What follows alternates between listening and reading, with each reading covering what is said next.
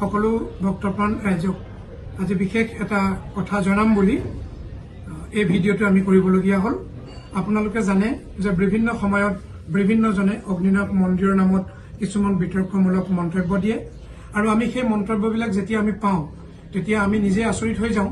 প্ৰকৃততে এইবিলাক তেওঁলোকে কি ধৰণৰ কথা প্ৰকাশ কৰিছে, যিখিনি কথা কোনোদিনা শিখা বাইদেৱে কাকো কৈ পোৱা নাই বা কোনো ধৰণৰ মন্দিৰ কৰ্তৃপক্ষই কাকো এনেধৰণৰ কথা প্ৰকাশ কৰা নাই।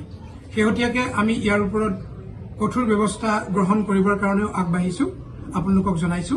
আৰু তাৰ মাজতে আজি এজন ভক্ত আহিছিলে, যিজন ভক্তই এনেধৰণৰ কিছু ভুৱা একাউণ্টৰ ব্যক্তিৰ কিছু কুটিল পৰিকল্পনাৰ সন্মুখীন হৈছিল।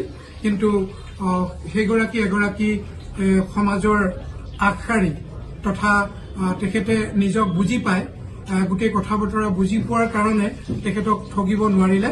তেখেতে সেই অপশক্তিৰ পৰা তেখেতে বাচি গ'ল, আজি আহি কথাখিনি প্ৰকাশ কৰিলে।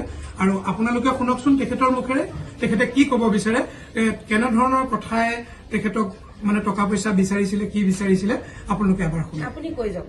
নমস্কাৰ, মই বিশেষ মই ফেচবুকত পোষ্ট এটা পাইছিলো অগ্নিনাথ শিৱ মন্দিৰৰ। তাত মই কণ্টেক্ট নাম্বাৰ এটা পাইছিলো। তাৰপিছত মই কণ্টেক্ট নাম্বাৰটো পাই মই ভাবিলো শিক্ষা বাইদেউৰ নাম্বাৰ দেখি সেনেকে মই কণ্টেক্ট কৰিলো।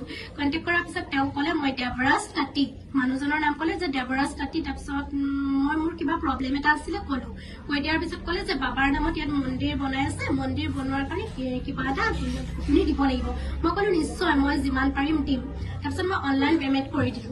কৰি দিয়াৰ পাছত তাৰপিছত মই ক'লো আপুনি মোক ক'লে 12টা 12:30 মানত কল কৰিব। তেতিয়া মই কল কৰিছো, তেতিয়া মোক কৈছে যে আপুনি কি বোলে আপোনাৰ একো এইবিলাক সলিউশ্যন নাই, আপুনি যদি পাৰে 14,000 পইচা দিব পাৰিব নেকি? যদি 14,000 পইচা দিব পাৰে তেতিয়া আপোনাৰ সলিউশ্যন হৈ যাব, আৰু যদি দিব নোৱাৰে তেতিয়া নহ'ব। তেতিয়া নেক্সট মই তেওঁক লগে লগে ব্লক কৰি দিলো।